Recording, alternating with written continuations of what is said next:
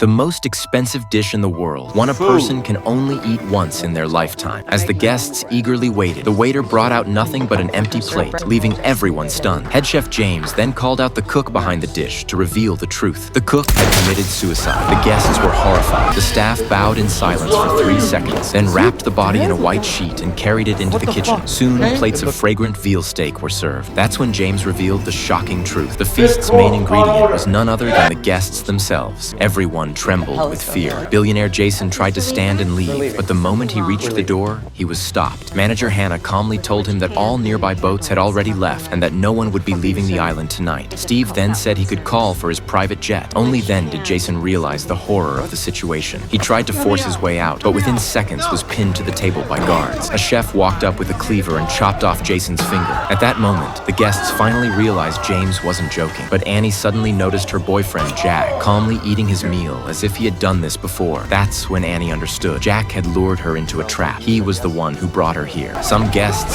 desperate to escape, grabbed chairs and tried to smash the windows, but the reinforced glass didn't budge. Seeing the defiance, James slowly walked up to the richest man there, Steve. Steve, it turned out, was a regular customer. He had dined here 11 times over the past 5 years. James told him he could walk free if he could name just one dish he'd eaten here. A simple question. Yet Steve froze. To James, the meals were crafted with care. To Steve, they had been nothing more than indulgence. Moments later, Steve was strapped with wings, hoisted into the air, and dropped into the water below, dying painfully as the others watched in horror. Just as despair set in, James proposed a game. He led the group outside and told the men they had 45 seconds to run. The moment he finished speaking, one man bolted into the woods, followed by the rest in a frantic scramble for survival. But once the 45 seconds were up, the chefs began the hunt. The guests thought they had a chance to live, but they had underestimated the chef's strength. Within moments, every last one of them was captured and dragged back.